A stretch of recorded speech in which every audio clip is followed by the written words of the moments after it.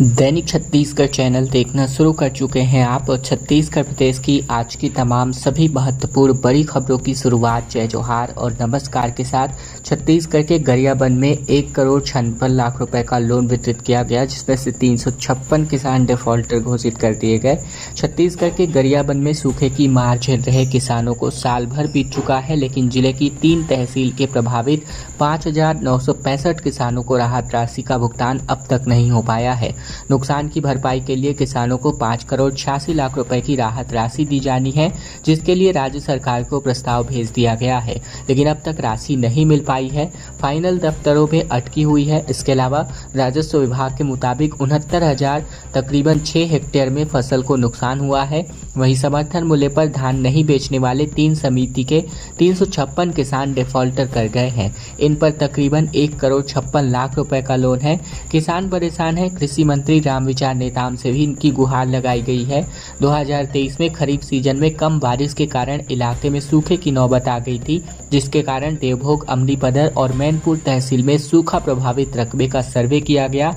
राजस्व विभाग ने तय मापदंडों के आधार पर RBC 64 के अंतर्गत प्रकरण तैयार किया है। छत्तीसगढ़ में अब DED-BED संघ आर और पार की लड़ाई में उतर चुके हैं, जहां इन्होंने कहा कि 33,000 टीचरों की भर्ती का नोटिफिकेशन सरकार जल्द से जल्द जारी करे, नहीं तो अनिश्चितकालीन हड़ताल के लिए तैयार हो जाएं। छत्तीसगढ़ के नवा रायपुर के तूता स्थित धरना स्थल पर प्रशिक्षित DED और BED संघ अपनी मांगों को लेकर प्रदर्शन कर रहा है, जहां उनका कहना है कि यदि सरकार अब भी भर्ती का नोटिफिकेशन नहीं निकालती है तो ये प्रदर्शन अनिश्चितकालीन जारी रहेगा। अभ्यर्थी शनिवार को इन्हीं मांगों को पूरा कराने मुख्यमंत्री आवास का घेराव करने भी निकले थे, लेकिन प्रदर्शनकारियों को बीच रास्ते में ही पुलिस ने धरना स्थल पर ही रोक दिया था। इसके अलावा बात करें तो कुछ ही दूरी पर उन्हें पुलिस ने बैरिकेडिंग के माध्यम से रोका। DED और BED संघ शिक्षक भर्ती की मांग को लेकर अपना प्रदर्शन कर रहे हैं। इस मामले में संघ के अध्यक्ष दाऊद खान ने बताया कि छत्तीसगढ़ प्रशिक्षित DED और BED संघ के सदस्यों ने कहा है कि प्रदेश में शिक्षकों के 78,000 से ज़्यादा पद रिक्त हैं, लेकिन विधानसभा में केवल 57,000 का आंकड़ा प्रस्तुत किया गया है। प्रदेश में 6,000 से ज़्यादा ऐसे स्कूल हैं जहाँ केवल 1 शिक्षक है। 700 से ज़्यादा ऐसे स्कूल हैं जहाँ शिक्षक ही नहीं है। संघ के लोगों ने कहा कि इस आंदोलन के जरिए हम सरकार का ध्यान आकर्षण करना चाहते हैं। यदि सरकार को छत्तीसगढ़ के भविष्य की चिंता है बच्चों के, तो इन पदों की भर्ती जल्द से जल्द शुरू करे। Chhattisgarh board of secondary education ने 68 शिक्षकों को ब्लैकलिस्ट कर दिया। इसके अलावा बात करें तो मूल्यांकन में 4,284 बच्चों का रिजल्ट जो है बदल चुका है। छत्तीसगढ़ के माध्यमिक शिक्षा मंडल ने आंसर शीट चेक करने में बड़ी लापरवाही बरती है, जहां 68 शिक्षकों को इसके वजह से ब्लैकलिस्ट कर दिया गया है। इसका असर इन शिक्षकों की सालाना वेतन वृद्धि पर भी पड़ेगा। 68 शिक्षकों में से 61 शिक्षकों को 3 साल जबकि 7 शिक्षकों को 5 साल के लिए मंडल के काम के बाहर कर दिया गया है। प्रदेश में 10,000 से ज्यादा स्टूडेंट्स ने पुनर्गणना और पुनर्मूल्यांकन के लिए अपना आवेदन किया था। पुनर्गणना के लिए छात्रों के आंसर में बहुत फर्क मिला है। छात्रों के अंकों में 20 से लेकर के 50 अंक तक की बढ़ोतरी हुई है। दोबारा मूल्यांकन में 4,284 बच्चों के रिजल्ट बदल दिए गए हैं। 61 शिक्षकों के किए गए मूल्यांकन में दोबारा जांच कराए जाने पर 20 से 40 नंबर हिंदी में बढ़े हैं। छत्तीसगढ़ में 125 किलोमीटर PCC चीफ दीपक बैच पैदल चलने वाले हैं अपने प्रदर्शन को लेकर के। दरअसल छत्तीसगढ़ कांग्रेस प्रदेश अध्यक्ष दीपक बैच 27 सितंबर से अपने पद की यात्रा की शुरुआत करने वाले हैं, जहां गुरु घासीदास बाबा की जन्मस्थली गिरौदपुरी में पूजा अर्चना करके पैदल मार्च निकालेंगे और इस दौरान कानून व्यवस्था और सरकार की विफलताओं को उजागर किया जाएगा। गिरौदपुरी से 125 किलोमीटर की छत्तीसगढ़ न्याय यात्रा की शुरुआत 2 अक्टूबर को रायपुर में खत्म होगी। पहले ये यात्रा रायपुर से शुरू हो रही थी, जिसे सचिन पायलट की राय पर बदल दिया गया है। ये खबर जो है पहले ही यहाँ पर बताई जा चुकी थी। इसके अलावा बीजेपी को जनादेश मिला है, लेकिन हर वर्ग परेशान है, ये प्रदेश अध्यक्ष दीपक बैच का कहना है। साथ ही साथ उन्होंने कहा कि गृह मंत्री के गृह नगर कवर्धा में साहू समाज के 3 लोगों की निर्मम हत्या कर दी गई। पुलिस मूकदर्शक बनी रही। घटनास्थल टल सकती थी, लेकिन यहाँ पर ऐसा नहीं हुआ। पुलिस की प्रताड़ना के कारण एक युवक की और जान चली गई। राज्य सरकार सीरियल किलर की तरह काम कर रही है। इस शासन में आदिवासी, SC और OBC के लोग भी सुरक्षित नहीं हैं। ये बातें इन्होंने अपने प्रेस कॉन्फ्रेंस के दौरान कही। ग्रामीण आजीविका के 237 पदों पर भर्ती को मंजूरी मिल चुकी है। दरअसल मुख्यमंत्री विष्णुदेव साय ने स्वास्थ्य विभाग और लोक स्वास्थ्य यांत्रिकी विभाग के बाद अब पंचायत एवं ग्रामीण विकास विभाग में रिक्त पदों की भर्ती के प्रस्ताव को हरी झंडी दे दी है और इसके अंतर्गत भर्ती प्रक्रिया शुरू होने वाली है। प्रस्ताव की बात करें तो राज्य स्तर के तकरीबन 9 और जिला स्तरीय 228 पद इसमें शामिल हैं। राज्य स्तरीय पदों में सहायक शिक्षक, साथ ही सहायक राज्य सहायक कार्यक्रम प्रबंधक, इसके अलावा सहायक राज्य कार्यक्रम प्रबंधक, फार्म आजीविका प्रोग्रामर और लेखापाल के एक एक पद सृजित किए गए हैं एवं साथ ही भृत्य के 2 पद इसमें शामिल हैं। जिला स्तरीय इकाई के 228 पदों में मिशन प्रबंधक के, साथ ही जिला कार्यक्रम प्रबंधक के विभिन्न पद, विकासखंड परियोजना प्रबंधक के 23 पद शामिल है और इसके अतिरिक्त क्षेत्रीय समन्वयक के 98, लेखापाल के 10 एवं लेखा एवं सह MIS सहायक के तकरीबन 49 पद इसमें शामिल हैं। ऑपरेटर, भृत्य समेत कुल मिलाकर बात करें तो 237 पदों पर यहाँ पर भर्ती जो है प्रस्ताव को स्वीकृति मिल चुकी है। जल्द ही इसके लिए आपको फॉर्म्स भरने को मिल सकते हैं। छत्तीसगढ़ के जगदलपुर से खबर, जहां बस्तानार घाट पर जवानों से भरा एक ट्रक पलट गया। जहां जगदलपुर के दंतेवाड़ा से जवान आ रहे थे, एक को गंभीर रूप से घायल है, बाकी को मामूली चोटें आई हैं। छत्तीसगढ़ के बस्तर और दंतेवाड़ा जिले की सीमा पर बस्तानार घाट पर CRPF जवानों से भरी एक ट्रक जो है पलट गई, जिसमें एक जवान को गंभीर चोटें आई हैं, बाकियों को मामूली चोट है। जवान जगदलपुर से दंतेवाड़ा जिले की तरफ जा रहे थे और टर्निंग पॉइंट पर यह हादसा हुआ है। मामला कोड़ेनाथ थाना क्षेत्र का बताया जा रहा है। बस्तर जिले के ASP महेश्वर नाग ने बताया कि सभी CRPF के जवान हैं जो बारसूर जा रहे थे और इसी दौरान ट्रक बस्तानार घाट पर अनियंत्रित होकर पलट गया। इसकी सूचना मिलते ही बस्तर जिले की पुलिस भी मौके पर पहुंच गई। इधर दंतेवाड़ा ASP RK बर्मन ने बताया कि हमने भी हादसे की सूचना मिली थी। गीदम थानेदार संजय सिन्हा समेत अन्य जवानों को मौके के लिए निकाला गया था। सभी जवान फिलहाल ठीक बताए जा रहे हैं। गोंडवाना गणतंत्र पार्टी ने अपना जोरदार प्रदर्शन किया और कहा कि भ्रष्ट अफसरों व भू बिचौलियों के गठजोड़ से सरकारी जमीनों का लगातार अतिक्रमण हो रहा है।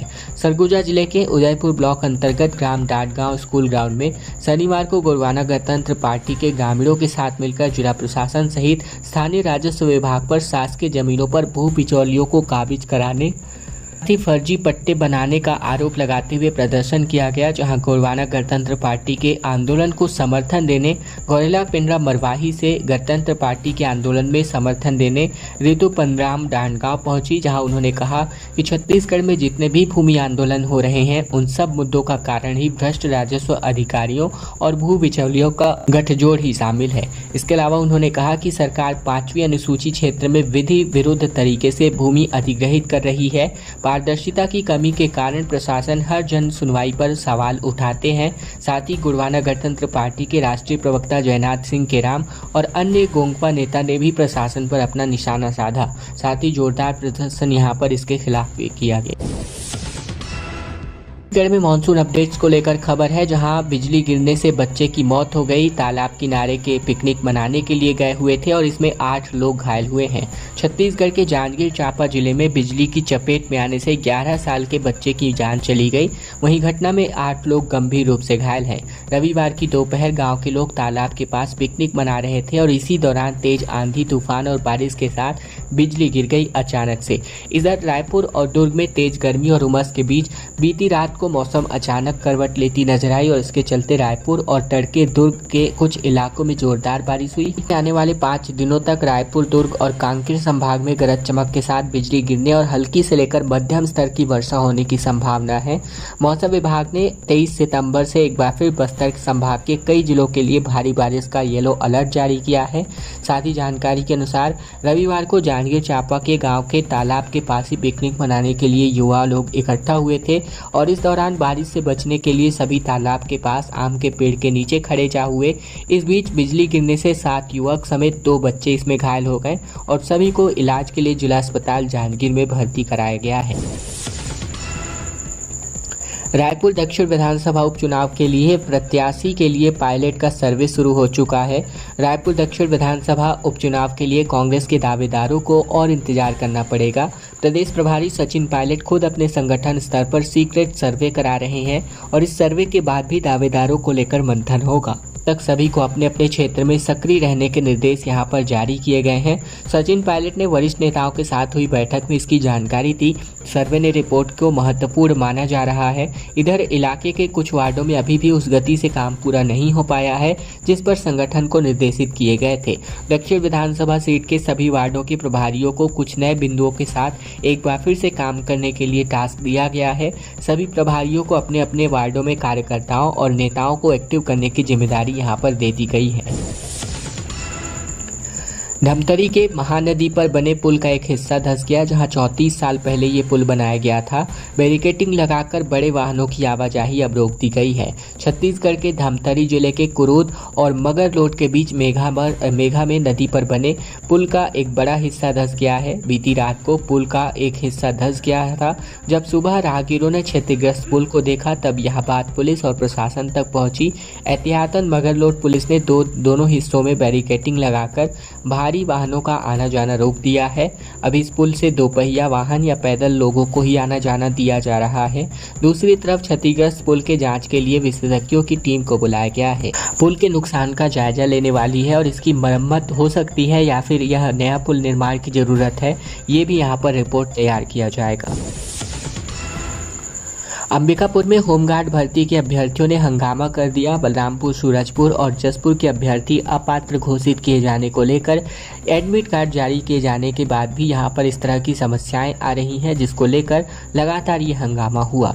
छत्तीसगढ़ के अंबिकापुर में बीते दिन शुरू हुई नगर सेना जनरल ड्यूटी की भर्ती के लिए आवेदन करने वाले अभ्यर्थियों ने जमकर हंगामा किया। पीजी कॉलेज मैदान में नगर सेना जनरल ड्यूटी के 100 पदों के लिए भर्ती प्रक्रिया शुरू हो गई है, जिसमें बलरामपुर, सूरजपुर और जसपुर जिले से फॉर्म भरने वाले अभ्यर्थियों ने एडमिट कार्ड जारी होने के बाद भी अयोग्य घोषित कर दिया गया इनको। जहां सरगुजा संभाग में नगर सेना के भर्ती के 2 चरणों में इनको की जा रहा है। साथ ही पहले चरण में 16 सितंबर से 21 सितंबर तक 430 पदों पर हॉस्टल ड्यूटी के लिए भर्ती प्रक्रिया पूरी की गई। इसमें संभाग के सभी 6 जिलों में महिला अभ्यर्थियों को शामिल किया गया। दूसरे चरण में रविवार से नगर सेना जनरल ड्यूटी के भर्ती प्रक्रिया को शुरू किया गया, जिसमें सरगुजा जिले के 60 और अविभाजित कोरिया जिले के 40 पदों के लिए भर्ती यहां पर की जानी है।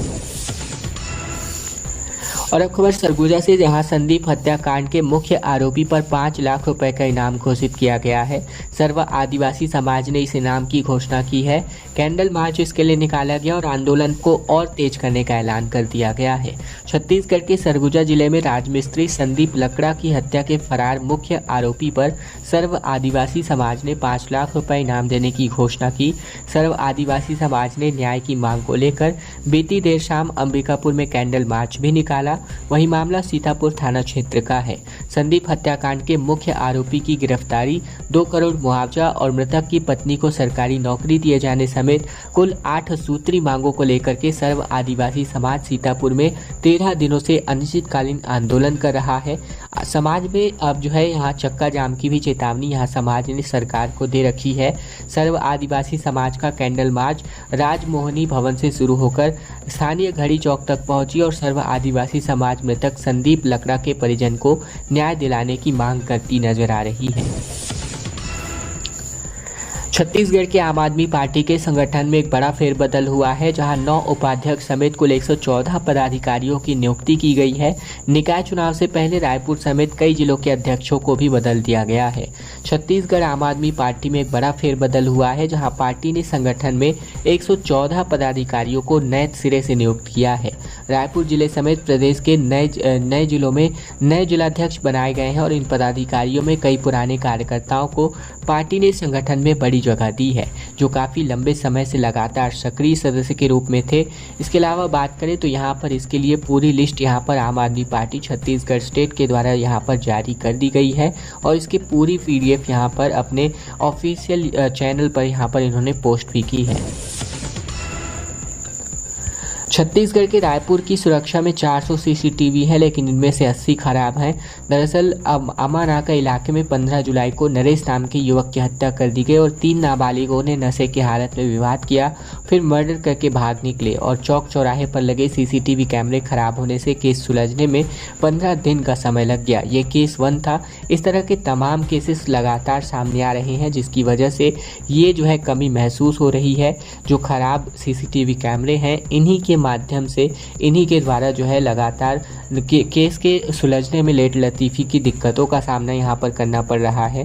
साथ ही केस 3 टिकरापारा में हुआ था। केस 2 की बात करें तो खमारडी क्षेत्र में 18 अगस्त को शराब की दुकान में पैसे के विवाद को लेकर 5 लोगों ने मिलकर 2 लोगों की हत्या कर दी गई थी। इसके अलावा साथ ही खमारडी बंजारी माता छत्तीसगढ़ क्लब, फाफाडी चौक लाखे नगर के पास, साथ ही नेताजी चौक के पास, साथ ही खमारडी थाना और मंजू ममता रेस्टोरेंट के पास, ये तमाम ऐसी जगह है जहां पर लगे हुए सीसीटीवी कैमरे पूरी तरीके से फेल हो चुके हैं, जिसकी वजह से लगातार क्राइम्स में इजाफा होता नजर आ रहा है।